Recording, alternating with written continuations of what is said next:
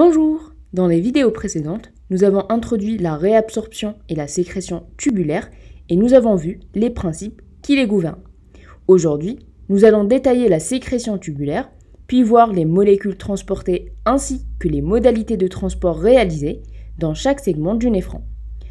Comme nous l'avons vu dans les vidéos précédentes, la sécrétion constitue un mécanisme de transport transépithélial sélectif actif parce que les solutés sont déplacés contre leur gradient de concentration et qui permet le transfert ou le déplacement des molécules du liquide extracellulaire vers la lumière du néphron pour augmenter l'excrétion d'une substance. La sécrétion, comme la réabsorption, dépend essentiellement de mécanismes de transport membranaire et elle se fait dans des sites bien définis du néphron.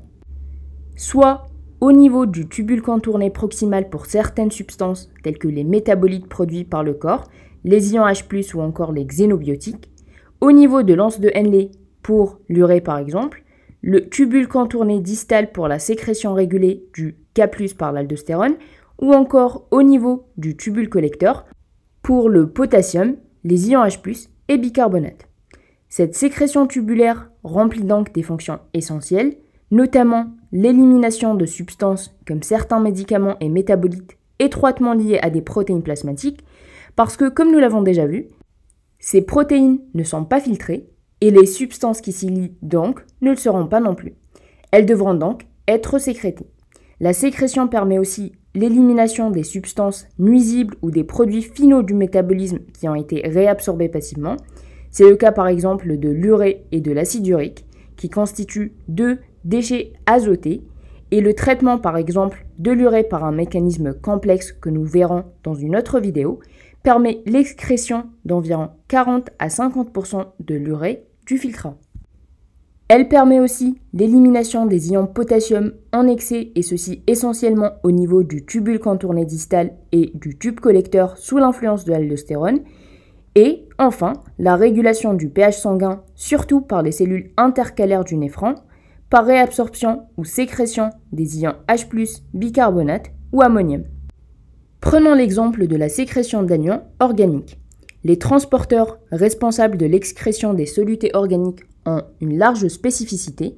Par exemple, les transporteurs d'anions organiques sont capables de transporter une grande variété d'anions endogènes et exogènes.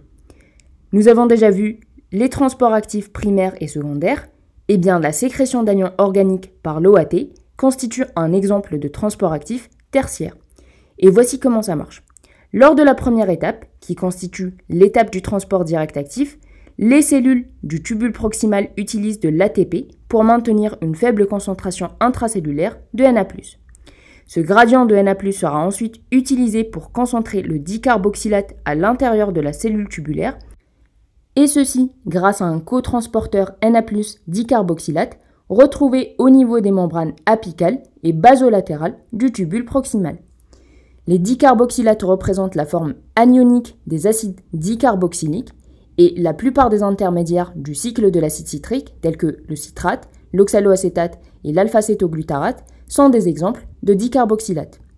Ces dicarboxylates qui deviennent donc concentrés dans la cellule vont permettre la troisième étape de la sécrétion d'anions organiques grâce aux transporteurs OAT 1, 2 et 3 et qui permettent aux dicarboxylates par exemple de sortir de la cellule tubulaire selon leur gradient de concentration et à un anion organique de se déplacer à l'intérieur de la cellule contre son gradient de concentration.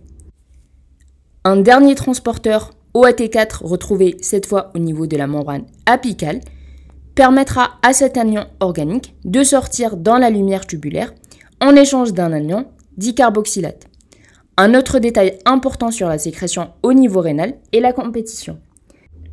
Parce que la grande spécificité des transporteurs d'anions organiques signifie que différents substrats devront entrer en compétition pour les mêmes sites de liaison des transporteurs. Cette propriété peut être illustrée par l'exemple de l'antibiotique pénicilline. La pénicilline est une substance sécrétée par les tubules rénaux et cette sécrétion est si efficace que dans les 3 à 4 heures suivant l'administration d'une dose de pénicilline, environ 80% ont été excrétés dans l'urine.